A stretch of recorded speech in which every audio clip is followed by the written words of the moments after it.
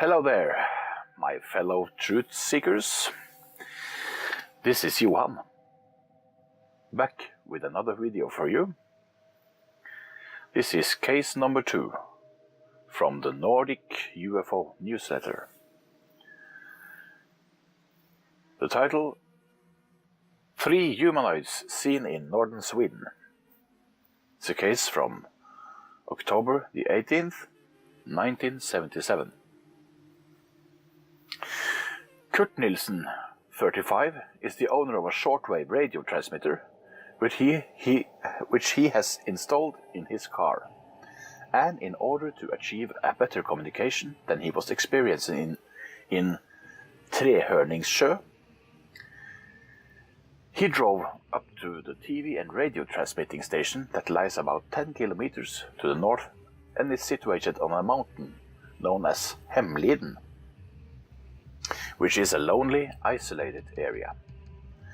400 meters from the top of the mountain, he noticed a heavy radio interference, and a distant colleague whom he was in contact could hardly hear him, although Kurt could hear his colleague clearly enough.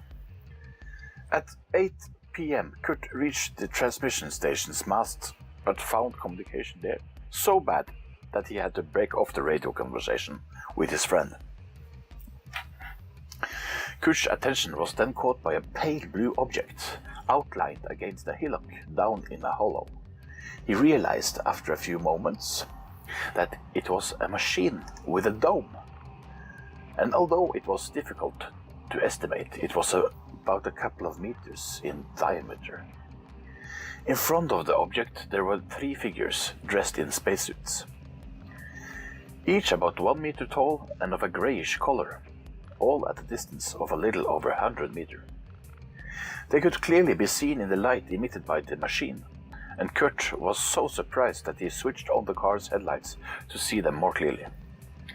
Everything then went black, and the figures and the machine could no longer be seen. Kurt explained that although the car's lights worked all right, the figures and the machine were no longer visible. Kurt sat rooted to the spot looking at the emptiness for about 1 minute, after which everything again returned to as it was, with the machine shining again.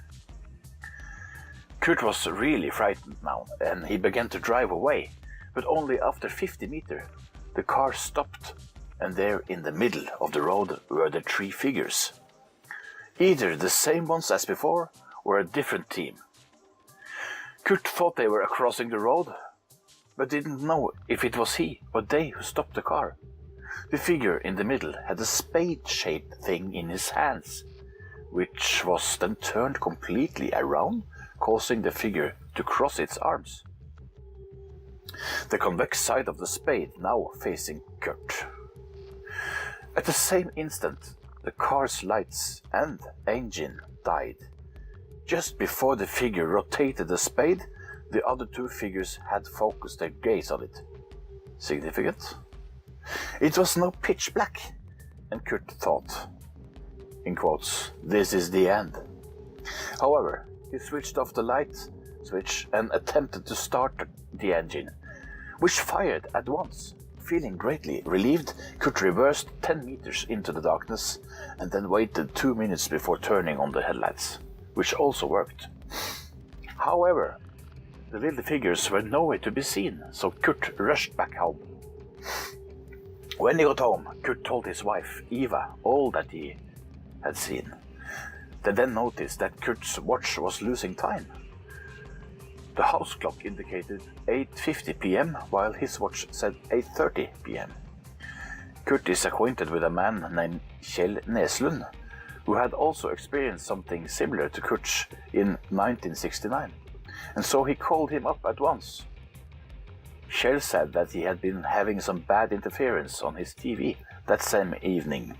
It was also noticed that Kurt's dog was acting strangely, for he was barking madly. Usually, the dog greets him with a welcoming leap, but this evening was different. The dog finally laid down, huddled up in a corner of the kitchen. He also reacted in a strange way 2 days later when they all went up to the Hemliden mountain. The dog kept behind Kurt all the time when he usually runs and jumps all over the place. Kurt was still deeply affected by the UFO experience and was stopped by a police car on his way home from the mountain for not dipping his car's headlights when they passed him. Kurt told them he was so upset that he had forgotten to dip them. An on-the-spot investigation of the area by Reinhold Karleby revealed that something had happened.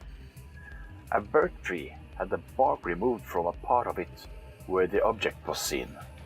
This damage is situated about 2.8 meters above the ground. And it seems that the craft never landed and that the three or six figures descended to the ground in an unknown way. Some moss was missing from the area, but very puzzling was the finding of some moss that doesn't even grow in the immediate surroundings where the craft was seen, but was eventually located where the figures were seen crossing the road, i.e. they were collecting some plant specimens. An important finding was the footprints that the little figures made, this being short, relatively wide, and with a heel measuring 4 centimeters times 4 centimeters that had a cross on it. Together with Kurt at the sighting point, the machine's diameter was estimated more accurately as 5 to 5.5 meters. The bluish light emitted by this object only illuminated it out to about 5 meters. The little figures, which were first seen being lit up by this light. There was no noise at any time. Kurt described the spacesuits as being grey and resembling plastic. The figures were wearing short white boots that fitted them as tight as gloves, and then seemed to be part of their suits, which were one piece. Their helmets were like those of astronauts with an opening at the front for their eyes. Reinhold Karleby, the investigator, found Kurt a reliable person, as did the 2 policemen who stopped his car, for they know him personally. And we have some sketches here. This first one is the 3 humanoids that Kurt saw in the road in front of his car. As you see, one in the middle holding this spade-shaped object, and the 2 on the side fixing their gazes on it. And then you see the UFO that hovered and emitted blue light. You see the instruments seen from the front, and you see one of the humanoids' footprints, and the instrument seen from the side. Interesting. And here we have some kind of a map, situation drawing, kind of like what happened, and we have a description here, and number 1, it's where the footprints are located, as well as number 2 footprints. Number 3, moss was removed from here to the landing site. Number 4 shows a hillock. Number 5 shows the landing site. The cross indicates a damaged birch tree. Number 6, the car was parked here during the first observation. Number 7, the car reversed into the darkness from number 8 to number 7. Okay. Number 8, the car stopped, lights was turned off, the engine died and the watch stopped. Number 9, here the figures crossed the road, one of them turned the instrument around. Number 10, large snow shed made of wood. Okay.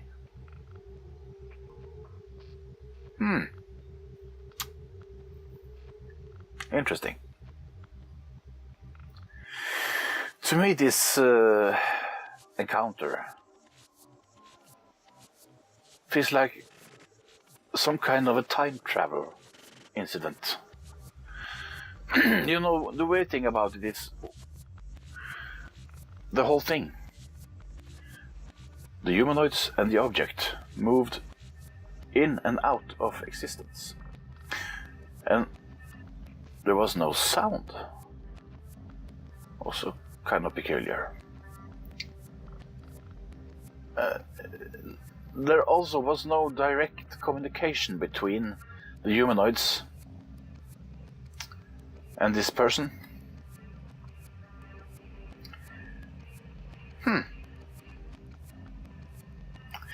Interesting. You know, this is a one-person story, so there always is a little bit of skepticism going around, but then again, the two policemen and the investigator felt like this was a credible story. So, who knows? The next story I will do, it's a case from 1969. And it's called the 1969 Alien Encounter. Story told by Kurt's friend, Mr. Kjell Neslund. So, hope you enjoyed the video. Take care and goodbye.